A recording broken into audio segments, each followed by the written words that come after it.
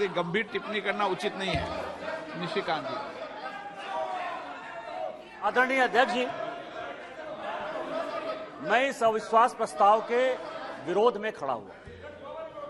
मैं अपने दल के नेता माननीय प्रधानमंत्री मोदी जी और पूरी भारतीय जनता पार्टी के लीडरशिप का शुक्रगुजार। एक मिनट माननीय सदस्य, आप सीनियर व्यवस्था हो, शब्द बोलते समय ढंग से बोला करो, ये तरीका ठीक नहीं है। आप क्या शब्द बोलते हो, क्या नहीं बोलते, अच्छा लगता है क्या? पार्टी का शुक्रगुजार हूं कि उन्होंने मुझे अविश्वास प्रस्ताव पर जो है पहले वक्ता के तौर पर बोलने के लिए खड़ा किया। मैं ये सोच रहा था कि राहुल जी बोलेंगे, क्योंकि मीडिया में तरह तरह की खबरें आ रही थी, लेकिन लगता है कि शायद राहुल जी आज तैयार नहीं थे, देर से उठे होंगे तो नहीं बोल पाए। कोई बात नहीं है, गौरव गोगोई जी ने बोला, बहुत अच्छा बोला।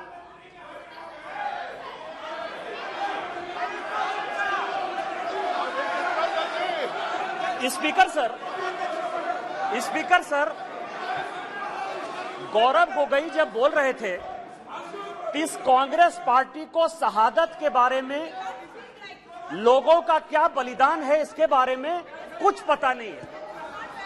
इन्होंने मणिपुर की बात की और पूरे देश को नहीं, पूरे संसद को जो है इन्होंने चैलेंज किया कि आप लोग में से बहुत लोग मणिपुर नहीं गए होंगे, मणिपुर नहीं देखा है आपने। मैं मणिपुर के इतिहास का भुक्तभोगी हूं।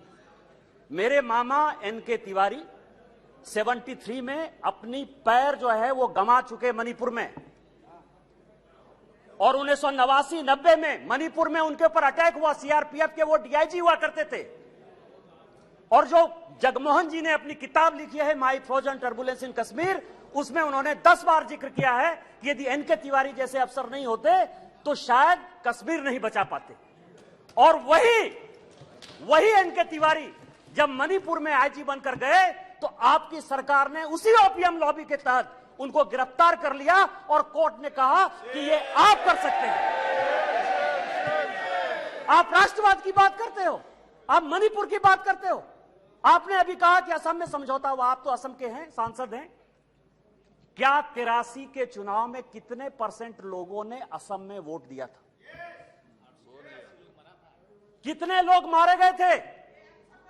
और जब आपने all India Assam students union के साथ समझौता किया तो उस समझौते का एक पार्ट था कि ये सरकार जो है हटाई जाएगी, आपकी सरकार खत्म की जाएगी। क्या वो समझौते का पार्ट नहीं था? मैं तो माननीय गृह मंत्री जी को कहूंगा कि वो समझौते का जो पूरा प्रारूप है इस सदन के अंदर जब अपना जवाब दें तो शायद वो जवाब देंगे। मिजोरम में आपने 7% वोट के आधार पर, केवल 7% वोट के आधार पर, केवल 7%, पूरे देश को जानने के लिए है, लालथन हावला की सरकार बना दी थी। और इसीलिए जब लाल डेंगा के साथ सरकार बनाई आपने, जब उनके साथ समझौता किया तो 7% के साथ आप उसको डेमोक्रेसी चलाने देते। इतिहास में जाइए, इतिहास में झांकिए, अलग अलग तरह की बातें करते हैं। कल राहुल जी आए, ऐसा हंगामा हुआ, पूरी दुनिया आ गई। राहुल जी गए ही कब थे? हम लोग भी यहां सारे सांसद बैठे हैं और उनको जानकारी होनी चाहिए कि हम जो है बजट सेशन में यहां आए थे, मार्च अप्रैल में यहां आए थे ना। राहुल जी थे बजट सेशन में कि नहीं थे ना? इसके बाद हम लोग मानसून सेशन में आए, राहुल जी हैं कि नहीं मानसून सेशन में? राहुल जी गए कहां थे, कहां गए थे, किस तरह की चर्चा है? और दूसरी बात यह है कि जिस सुप्रीम कोर्ट के जजमेंट के आधार पर आए हैं उसने अभी जजमेंट नहीं दिया है, अभी स्टे ऑर्डर दिया है। और तो भी उन्होंने कहा है, लोग कहते हैं प्रधानमंत्री मौन है, प्रधानमंत्री माफी नहीं मांगते, प्रधानमंत्री चीजें नहीं बोलते। मैं ये कह रहा हूं कि ये क्या नहीं कर रहे हैं, या अभी भी कह रहे हैं, 2 चीजें कह रहे हैं। मैं माफी नहीं मांगूंगा। क्यों माफी मांगे भाई? मोदी तो बहुत छोटा जात है, नीच जात है, ओबीसी है, ओबीसी से क्यों माफी मांगेंगे, बड़े आदमी है। और दूसरी बात यह है कि सावरकर नहीं हूं मैं, सावरकर नहीं हूं मैं, आप सावरकर हो भी नहीं सकते, कभी जिंदगी भी नहीं हो सकते। 28 साल उस आदमी ने जेल में गुजारा है, आप अपनी तुलना सावरकर से करते हैं, कभी सावरकर नहीं हो सकते। ये जो सवाल है सर, ये INDIA की बात करते हैं। मुझे तो मैं सोनिया जी का बहुत सम्मान करता हूं। और ये जो INDIA बना है सर, ये INDIA, यहां जितने लोग सांसद बैठे हैं ना, उनको रैंडम यदि आप पूछ लीजिए अपोजिशन वाले से कि INDIA का क्या फुल फॉर्म है, शायद कुछ ही लोग होंगे जो बता पाएंगे। और ये इंडिया इंडिया बात कर रहे हैं सर। मैं तो इस मणिपुर का जो है शुक्रगुजार हूं, मणिपुर का शुक्रगुजार हूं, जिसको अभी आपने डांटा सर, दानिश अली को, जिसको आपने डांटा, भारत माता की जय कहने पर भी उसको लगता है कि ये बीजेपी का नारा है। लेकिन मैं मणिपुर का शुक्रगुजार हूं कि जितना इंडिया इंडिया जो है आजादी के बाद से कांग्रेस ने नहीं किया होगा, 1947 के बाद से उतनी बार इंडिया इंडिया का यहां नारा लगा सर। मैं आपका शुक्रगुजार हूं।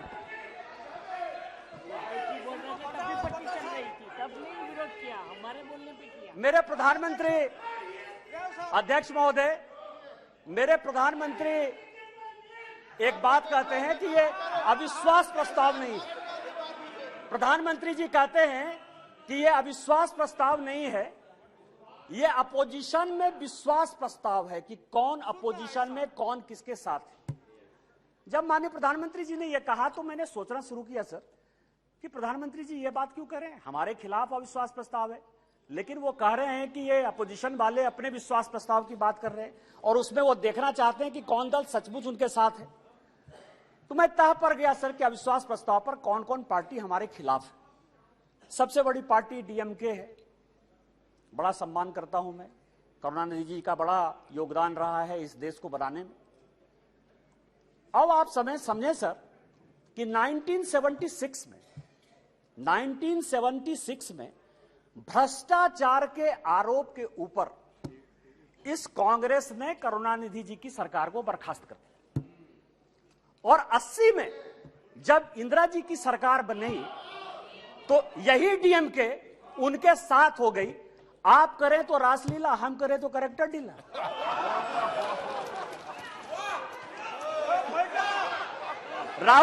राजीव गांधी का मर्डर हुआ सर, राजीव गांधी का मर्डर हुआ, 2 कमीशन बना, वर्मा कमीशन बना और जैन कमीशन बना, और जैन कमीशन ने कहा कि लिट्टे को सहयोग करुणानिधि जी की पार्टी DMK देती थी। क्या जैन कमीशन गलत था? क्योंकि उस कमीशन को आपने उसके बाद भी आपके साथ है। मैं तो बहुत सम्मान करता हूं।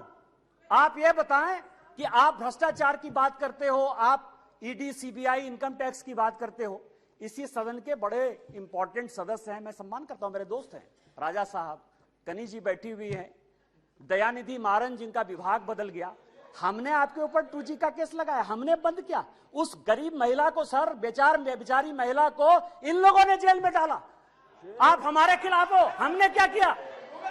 हमने क्या किया? हमने आपका विभाग नहीं बदला, हमने आपका विभाग नहीं बदला। आप अपोजिशन का लेके आए हो, आप अपने पोजीशन पार्टी की बात कर रहे हो।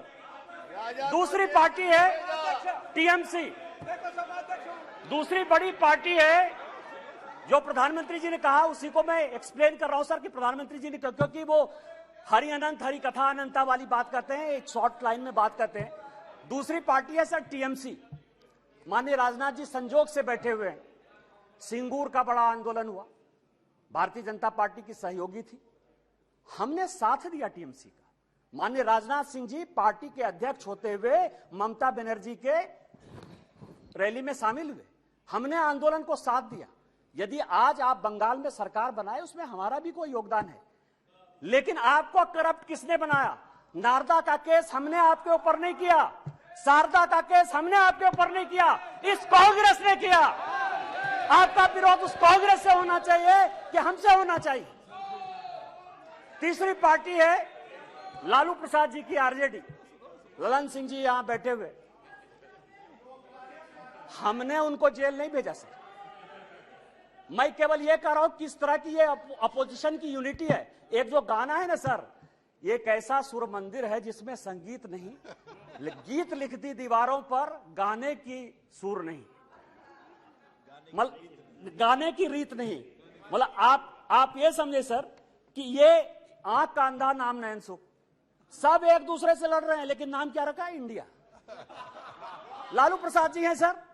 लालू प्रसाद जी को ललन जी ज्यादा बताएंगे बोलते हुए, यदि इस हाउस में सही सही बोलेंगे तो, यदि सच बोले तो आज जो लालू प्रसाद जी के बेटे को जो है उन्होंने, जिसने मुख्यमंत्री उप मुख्यमंत्री बनाया है, वही उसके जो है विरोध में खड़े थे सर। और यहां की कांग्रेस सरकार थी 95 में जिसने कि लालू जी को अंदर कर दिया। हमसे किस बात का विरोध? विरोध तो आपको कांग्रेस से होना चाहिए ना। ये ललन जी पिटिशनर थे, यही तो मैं कह रहा हूं सर।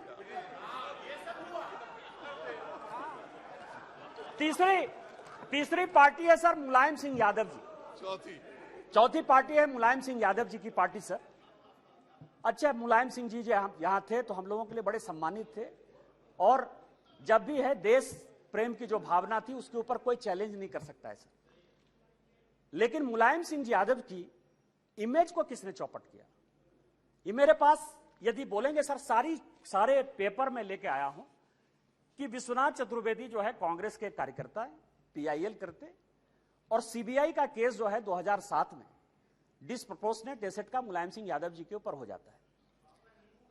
2008 में इसी सदन में मुलायम सिंह यादव जी ने आपको सीबीआई के डर से न्यूक्लियर में सपोर्ट किया कि उन्होंने अपनी आइडियोलॉजी के तहत किया, ये आप बता दीजिए जनता को। और उसके बाद आपने इनकम टैक्स का केस कर दिया। और हमने क्या किया मुलायम सिंह यादव जी के साथ? हमको पता था कि वो ईमानदार आदमी है, हमको पता है कि देश के प्रति उनकी भावना जो है, और ये पिछड़े दलित शोषित वर्ग से आते हैं, इसीलिए कांग्रेस ने उसको ये किया। हम लोगों ने सीबीआई के सारे केस को खत्म किया, और आज मुलायम सिंह यादव जी के ऊपर केस नहीं। फिर भी मुलायम सिंह यादव जी हमारे विरोध में, और उसके बाद पद्म भूषण भी दिया हमने। उस दिन सुप्रिया जी बहुत बोल रही थी, एनसीपी है नेचुरली करप्ट पार्टी। कहा है सर? माननीय प्रधानमंत्री जी ने कहा है, बीजेपी कहती है, हम लोग कहते रहते। मैं गया उनके तह पर गया कि 80 में मैं केवल अपोजिशन यूनिटी की बात कर रहा हूं सर। 80 में शरद पवार साहब की चुनी हुई सरकार को किसने बर्खास्त किया? हमने नहीं किया, इस कांग्रेस पार्टी ने किया। किस आधार पर शरद पवार साहब ने एक अलग एनसीपी बनाई थी? हमने नहीं कहा शरद पवार साहब को बनाने के लिए। किस आधार पर जब हम पहली बार यहां जीत कर आए तो रोज जो है इसी तरह की महंगाई की बात होती थी, एक एक्सचेंज की बात, कमोडिटी एक्सचेंज की बात होती थी, रोज पवार साहब के ऊपर आरोप लगते थे, हमने नहीं लगाया। और फाइनली पवार साहब जैसे सीनियर आदमी को कंज्यूमर अफेयर्स मिनिस्ट्री छोड़ना पड़ा। और उसके बाद मैं कागज देख रहा था सर, 2012 और 13 में जिसके लिए कहा कि 70,000 करोड़, जिसके लिए कि काफी पहले तो अब धीरे से बोलती थी, हंस के बोलती थी तो अच्छा बोलती थी, अभी थोड़ा जोर जोर से बोलती है।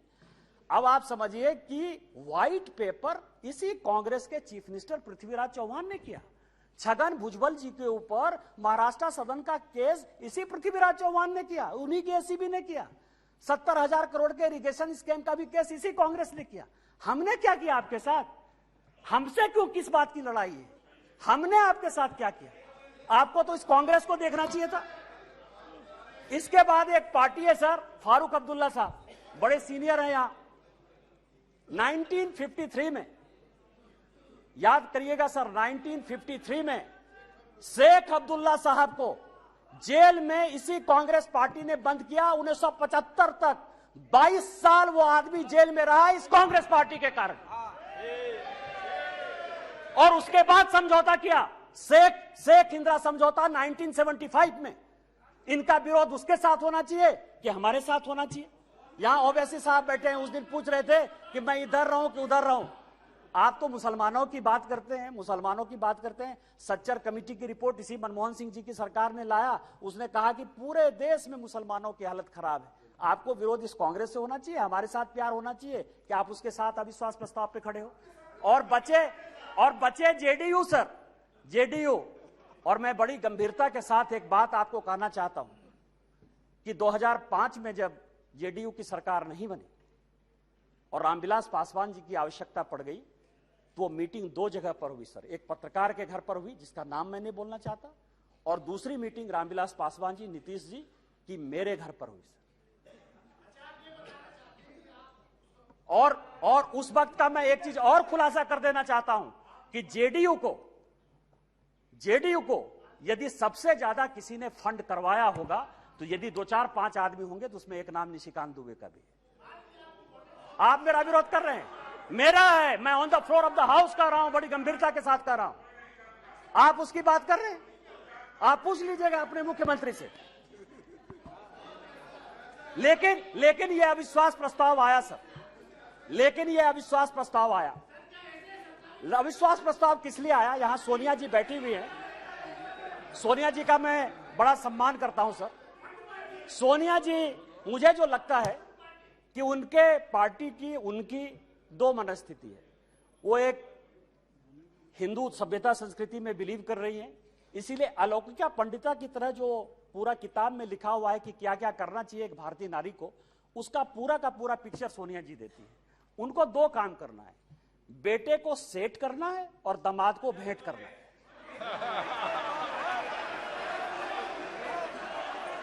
अरे जिसका नेम ले रहा है वो बोले ना, जिसका नेम ले रहा है वो बोले, ये लोग क्यों बोल रहे हैं? अध्यक्ष जी, जिसका नाम लिया जा रहा है वो सदन में मौजूद है, वो ऑब्जेक्शन नहीं कर रही है। दूसरे क्यों कर रहे हैं ऑब्जेक्शन? दूसरे क्यों ऑब्जेक्शन कर रहे हैं?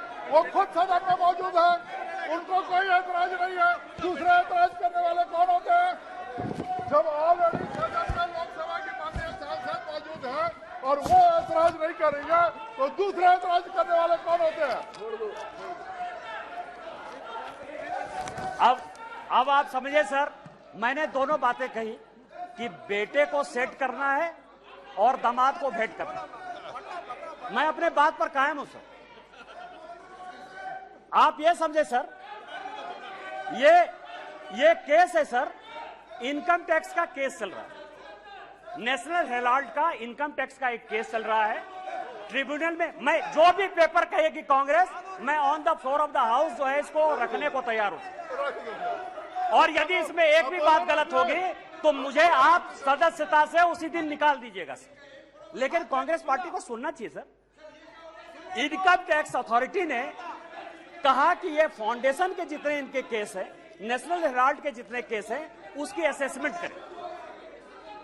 हाई कोर्ट का आदेश सर, हाई कोर्ट का आदेश आ गया, हाई कोर्ट का आदेश आ गया कि इसको जो है सेंट्रलाइज करना। ये हाई कोर्ट का आदेश है सर। अभी ये सुप्रीम कोर्ट चले गए। अब आप समझिए कि इनकम टैक्स से बचने के लिए 1 लाख रुपया देके कोई 5,000 करोड़ की कंपनी ले सकता है। ये मैडम सोनिया जी और राहुल जी बता सकते हैं सर, कोई दूसरा नहीं बता सकता। और ये कह रहे हैं कि केवल हमारे ऊपर ये चीजें होती है। यहां जीएम सिद्धेश्वर बैठे हुए सर, हमारे पार्टी के सांसद हैं जीएम सिद्धेश्वर। अब भी 80 करोड़ रुपया उन्होंने इनकम टैक्स में भरा है सर। यदि मोदी जी आपको चोर कहने की बात करते हैं तो अपने पार्टी के भी लोग जो दोषी हैं उनको भी 80 करोड़ रुपया दिया। मैं ऑन रिकॉर्ड कर रहा हूं सर, जीएम सिद्धेश्वर को 80 करोड़ देना पड़ा। बीजेपी के 4 बार के सांसद हैं और आप इनकम टैक्स के लिए बचाव करने के लिए सुप्रीम कोर्ट जाने की बात करते हो। ईडी की रेड होती है सर। और मैं आपको बताऊं कि एक भाग गया है, भंडारी है, मैं उसका पूरा नाम नहीं लूंगा क्योंकि भंडारी कोई भी हो सकता है सर। किसी भी दिन वो यूके से लौट कर आ जाएगा। मैंने इसी हाउस में कहा था कि किसी आदमी का जो है, दामाद जी का जो है मकान है लंदन में, ये कोर्ट का ऑर्डर है सर। एक आदमी जो भागा उसका नाम है सीसी थम्पी। कोर्ट के आदेश के बाद उसका बेल हुआ। इस कोर्ट का ऑर्डर है सर। उस कोर्ट के ऑर्डर में सीसी थम्पी ने ये एक्सेप्ट किया कि उसने जो दामाद जी हैं, दामाद जी के नाम पर कौन दामाद, कोई भी दामाद हो सकता है। इनको दामाद जी से क्या प्रॉब्लम है सर? मेरा भी दामाद हो सकता है। 12 ब्रांसन स्क्वायर थम्पी ने, जिसको थम्पी ने, कोर्ट ने आदेश दिया कि जब जरूरत होगी तुम आ जाना। आप समझिए कि वो भाग गया। उसने कहा कि 12 ब्रांसन स्क्वायर जो है हमारा है। उसी तरह से संजय भंडारी का जो आने वाला है सर, यूके कोर्ट ने जो आदेश किया है उसमें यह बात कहा है कि दामाद जी का वो मकान है। आप क्यों भाग रहे हो? तो जो मैंने आपको कहा कि ये जो अविश्वास प्रस्ताव है सर, ये अविश्वास प्रस्ताव का जो मूल मंत्र है कि बेटे को जो है सेट करना है और दामाद को भेंट करना है। कल जो है सर, कल मेरी बात पर जो है बड़ा हंगामा हुआ। न्यूज क्लिक के ऊपर बड़ा हंगामा हुआ। आज प्रेस कॉन्फ्रेंस हुआ सर। प्रेस कॉन्फ्रेंस में मैं एक बताऊं, यदि न्यूज क्लिक का नाम यदि डिलीट या रेस्टोर हो गया, कांग्रेस को क्या समस्या है सर? न्यूज क्लिक आपका कौन लगता है? पुरकास्ट का नाम यदि रेस्टोर हो गया, पुरकास्ट आपका क्या लगता है? रोहिणी सिंह, अभिसार शर्मा या कोई भी मान लीजिए ठाकुर रंजन प्रागता, यदि उसका डिलीट हो गया नाम या एक्सपंज से फिर बाहर आ गया, आपको क्या परेशानी है? आपका कोई मतलब नहीं है। और मैं ऑन रिकॉर्ड एक और रिविलेशन करना चाहता हूं सर कि सीपीएम के जो जनरल सेक्रेटरी, पूर्व जनरल सेक्रेटरी थे प्रकाश कारात साहब, उनका पूरा का पूरा मेल मैं ऑन रिकॉर्ड आपको लाना चाहता हूं कि जो वो नेवेली राय सिंघम था उसके साथ उनके हजारों मेल हैं। और जब आप कहेंगे मैं ऑन रिकॉर्ड उसको पेश कर दूंगा सर कि सीपीएम किस तरह से देशद्रोही पार्टी के साथ है। हम तो आइडियोलॉजी में मानने वाले हैं। यदि हमने सीपीएम के साथ लड़ाई की आइडियोलॉजिकल, तो आज तक हमने सीपीएम के साथ समझौता नहीं किया। आज तक हमने समझौता नहीं किया। यदि हमने कहा कि कोई मुस्लिम लीग जिसने कि भारत विभाजन किया, आज तक वोट बैंक की राजनीति के बाद हमने मुस्लिम लीग के साथ नहीं लिया। लेकिन आपको जिस कांग्रेस पार्टी ने रोज रोज जलील किया, उसके साथ आप किस आधार पर जो है शासन में हो? मैं आपको बताऊं, मैं आपको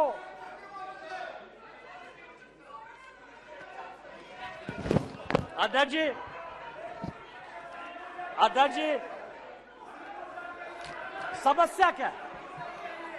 समस्या क्या है कि हमने जो है एक क्विट इंडिया मूवमेंट जो है स्टार्ट किया है। माननीय प्रधानमंत्री जी जो है गरीब के बेटे हैं, गरीबी को समझते हैं। एक विकास की पट्टी देखकर आपने अभी पूरे पार्लियामेंट को देखा कि किस तरह से परेशान हुआ। कारण क्या है सर? मैं जिस इलाके से आता हूं, मैं आपको बताता हूं कि रीजन क्या है और इतना बड़ा बखेड़ा क्यों।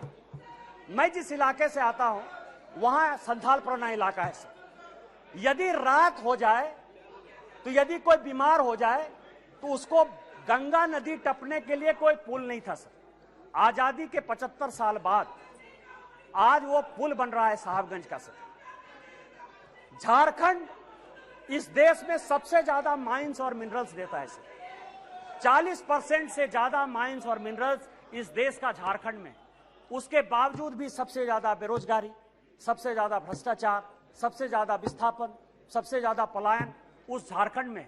आज आप समझिए उसका कारण यह था कि हमारे पास कोई पोर्ट नहीं था सर। आज माननीय प्रधानमंत्री जी के कारण मल्टी मॉडल हब पोर्ट जो है साहबगंज में गंगा नदी में बना है।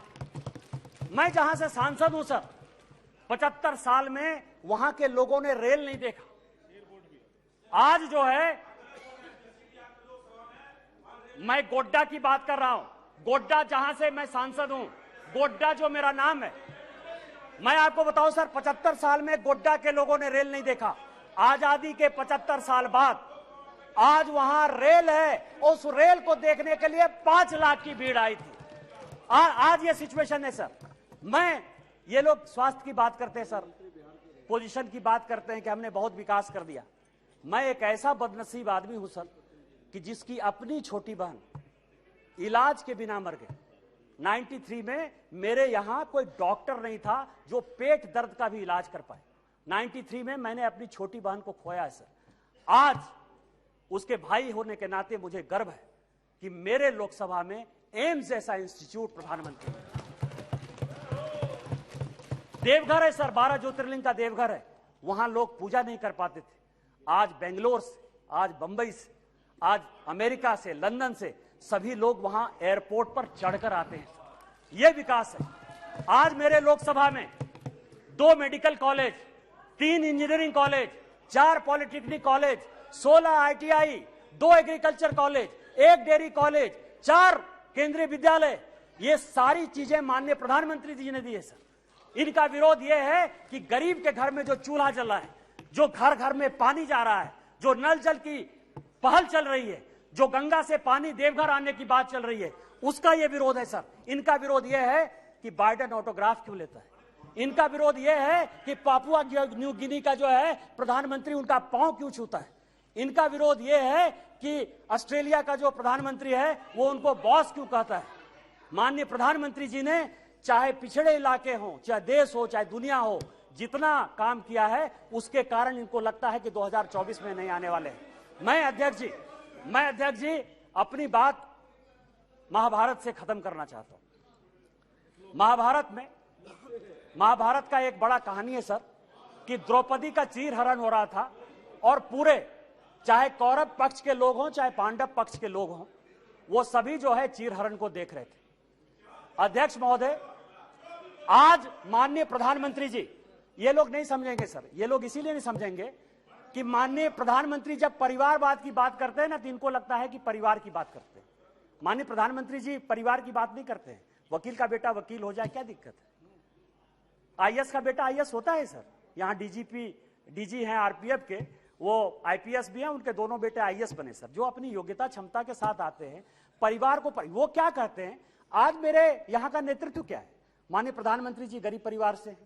माननीय नड्डा जी ये हैं जिनके परिवार में कोई पॉलिटिक्स भी नहीं था।